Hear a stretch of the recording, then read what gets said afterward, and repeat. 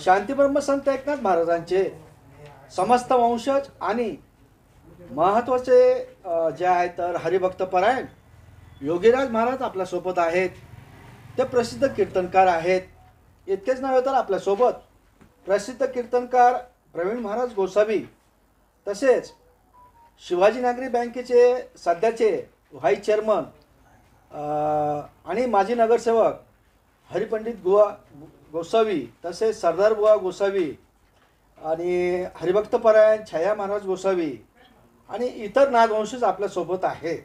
सर्वात महत्त्वाचा मुद्दा की पांडव आणि गोसावी हा वाद बहुचर्चित असतानासुद्धा, तो कोर्टात सुप्रीम कोर्टात सध्या सुरू असतानासुद्धा अचानक हरिभक्तपरायण रावसाहेब महाराज गोसावी यांनी असं घोषित केलं आहे आज पत्रकार परिषदेत की आम्ही दोघं आमचा समेट झाला आहे आणि आता पुढं याला काहीतरी विकासाची दिशा देऊ असं त्यांनी घोषित केलं. याबद्दल आपलं काय म्हणणं आहे? विकासाची दिशा जर घोषित करायची असती तर आजपर्यंत ती करायला हवी होती. आज षष्ठीच्या मुहूर्तावर असं काय घडलं की विरोधकांच्या गटामध्ये आपण गेलो आपल्या सख्या भावांना आणि इतर नाथवंशजांना विचारात न घेता आपण हा परस्पर जो निर्णय जाहीर केला आहे तो सर्वप्रथम आम्हा सर्व नाथवंशजांना अमान्य आहे. अर्थात आमच्या माहितीप्रमाणे पैठणमध्ये नसणाऱ्या अनेक नाथवंशजांनी त्यांना परस्पर फोन करून आम्हाला ही गोष्ट मान्य नाही अशा पद्धतीनं कळवलेलं देखील आहे. त्यामुळे पैठणमध्ये असणाऱ्या किंवा पैठणच्या बाहेर असणाऱ्या कोणत्याही नाथ महाराजांच्या कुलोत्पन्न वंशजाला ही गोष्ट अमान्य आहे. सर्वात महत्त्वाचा मुद्दा असा महाराज की ते स्वतःला संस्थानाधिपती असं म्हणून घोषित करतात आणि तसा तो अधिकार त्यांना आहे का आणि त्यांना तशी पदवी आहे का? खरं तर पदव्या लोकांनी द्यायला पाहिजे, पण काही व्यक्तींना त्यांचा कसा स्वभाव असतो काही लोकांचा की आम्ही किती मोठे आहोत हे दाखवण्याच्यासाठी अनेक उपाध्या लावून घेत असतात. त्यामुळे आम्ही अमुकचे प्रमुख आहोत, अमुक गादीपती आहोत, अमुक संस्थानाधिपती आहोत अशा पद्धतीच्या वल्गना करणं खरं तर चुकीचं आहे. किंबहुना वैयक्तिक त्यांच्या बाबतीमध्ये बोलायचं झालं तर एका केसमध्ये माननीय जिल्हा न्यायालयामध्ये त्यांनी स्वतः ही गोष्ट कबूल केलेली आहे की ते स्वतः संस्थानिक नाही आहेत आणि त्या व्यतिरिक्तही त्यांच्याकडे असा कोणताही पुरावा नाही आहे की ते सिद्ध करू शकतात की ते संस्थानिक आहेत. त्यामुळे हा लोकांमध्ये निर्माण केलेला संभ्रम आहे आणि त्याचप्रमाणे जे काही दोन घटक म्हणून सांगण्यात आलेलं आहे असे नाथवंशजामध्ये कोणतेही दोन घटक नाही आहेत आणि अशा पद्धतीनं काही लेखी काही पुरावे नाही आहेत की हे दोन घटक असणार आहेत. आणि मेघश्याम शाखेचं कोणीही प्रमुख नाही आहे.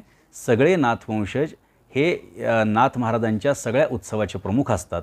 त्यामुळे नाथ महाराजांची षष्ठी उत्सव काय, गोकुळाष्टमी उत्सव काय किंवा अन्य उत्सव काय हा कोणाच्याही अधिपत्याखाली चालत नाही. हा समस्त नाथवंशजांच्या उपस्थितीमध्ये चालतो, मोठ्या आनंदामध्ये चालतो आणि यंदाच्या वर्षीही मोठ्या आनंदाने तो संपन्न होणारच आहे. परंपरेनुसार दरवर्षी नाथषष्ठी भरते आणि या अनुषंगानं याही वर्षी नाथषष्ठीचा महोत्सव अगदी तोंडावर आला असताना 31 मार्चपासून सुरू होणारी नाथषष्ठी महोत्सव याची प्रशासकीय स्तरावर पूर्णपणे तयारी झाली असताना सुद्धा रावसाहेब महाराज गोसावी यांनी अचानक पांडव गटाशी समेट घडून आणल्याचं जाहीर केलं. याबद्दल तुमचं काय म्हणणं आहे?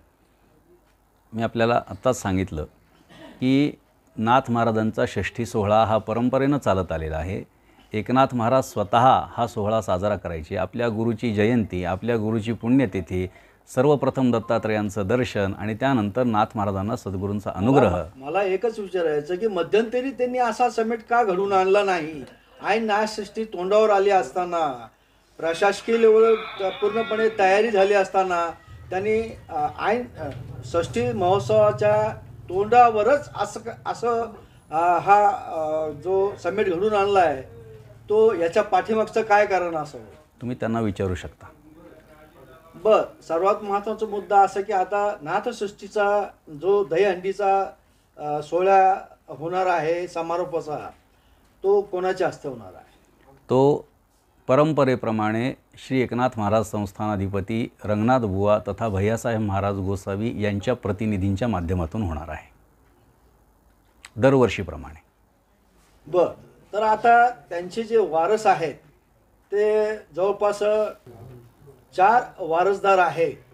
तर या 4ही वारसदारांना हा दहीहंडी फोडण्याचा अधिकार आहे.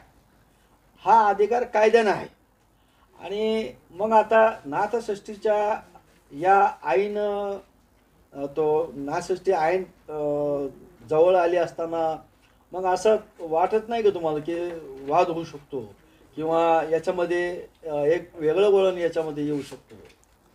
आम्ही नाथ महाराजांचे वंशज आहोत आणि आम्ही कायमच नाथ महाराजांच्या शांती आणि समतेचा विचार लोकांपर्यंत पोचवलेला आहे. त्यामुळे आमच्या वतीनं कुठल्याही प्रकारचा वाद आम्ही आजपर्यंत कधी केला नाही आणि करण्याची शक्यता नाही. यंदा नाथषष्ठीचा हा महोत्सव चं स्वरूप काय, नेमकं काय, कसं राहील? यंदा नाथ महाराजांच्या सोहळ्याला 425 वर्ष होत आहेत आणि त्यामुळे यंदाच्या वर्षी आपण नाथ महाराजांच्या षष्ठी सोहळ्यामध्ये अतिशय चांगल्या पद्धतीनं नियोजन केलेलं आहे. महाराष्ट्रातल्या सगळ्या दिंड्यांना आपण आवाहन केलं, महाराष्ट्रातल्या वारकऱ्यांना आपण आवाहन केलं की आपण सर्वांनी या विश्वविक्रमी ऐतिहासिक महादिंडी सोहळ्यामध्ये सहभागी व्हावं. कारण 425वं वर्ष हे पुन्हा पुन्हा येणारं नाही आहे आणि म्हणून 425व्या वर्षामध्ये आपण विश्वविक्रमी ऐतिहासिक महादिंडी सोहळा काढावा अशी एक संकल्पना मी सर्वांच्या समोर, सर्व नाथवंशीयांसमोर मांडली. सर्वांच्यापर्यंत ही माहिती पोचवली, हस्ते परहस्ते सर्वांना या गोष्टीचा निरोप देखील दिला आणि कोणाचे काही सल्ले असतील, कोणाचे काही ऑब्जेक्शन असतील ते सर्व विचारात घेतले आणि त्याच्यानंतर हा जो सोहळा आहे हा सकाळी 9 वाजता हा नाथ महाराजांच्या समाधीकडे प्रस्थान करणार आहे. प्रशासनाशी या संबंधाने आमची चर्चा झालेली आहे. 9 वाजता सकाळी या ठिकाणी गावातल्या नाथ मंदिरातून नाथ महाराजांच्या या परंपरेच्या नाथवंशीयांच्या या दिंडीचं प्रस्थान होणार आहे. पारंपरिक मार्गाने ही दिंडी समाधी मंदिरात गोदावरी महाद्वारातर्फे जाणार आहे आणि तिथे गेल्यानंतर मानाची कीर्तनं होणार आहेत. या संबंधानं प्रशासनाशी आणि संबंधितांशी आम्ही खूप आधी पत्रव्यवहार केलेला आहे. त्यामुळे मोठ्या उत्साहामध्ये आपण सर्वांनी सामील व्हावं अशी आपल्याला सर्वांना विनंती करतो. आता शेवटचा एकच प्रश्न आहे की अचानकपणे पांडव आणि गोसावी हे एकत्र आले म्हणून गावात वेगळी चर्चा सुरू आहे का चला वाद मिटलाय, बरं झालं, असं एकंदरीत लोकांमध्ये चर्चा आहे. परंतु आपल्याशी आता चर्चा केल्यानंतर लक्षात आलं की आपल्याला विश्वासात न घेता, बाकीच्या वारसदारांना विश्वासात न घेता रावसाहेब महाराज गोसावी यांनी हा निर्णय घेतलेला आहे. तर शेवटचं काय म्हणणं आपलं? नाथ महाराजांचे प्रतिनिधी हे जी काही परंपरा चालवत आलेले आहोत, आम्ही सर्व वंशज आहोत. सर्व वारकऱ्यांच्या, मानकऱ्यांच्या, दिंडीकऱ्यांच्या आणि परंपरेच्या सर्व लोकांना, भाविक नाथवंशज हे कधी वाद करत नाहीत आणि नाथवंशजांमध्ये अंतर्गत कुठल्याही प्रकारचा कलह नव्हता.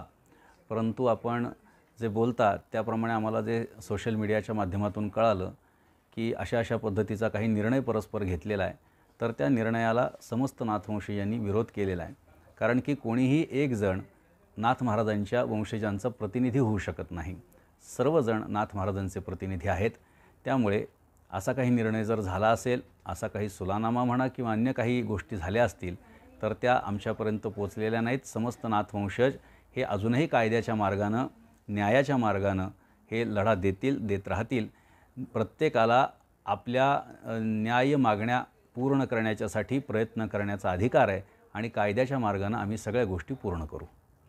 जनतेला या माध्यमातून आपण काय आवाहन करणार?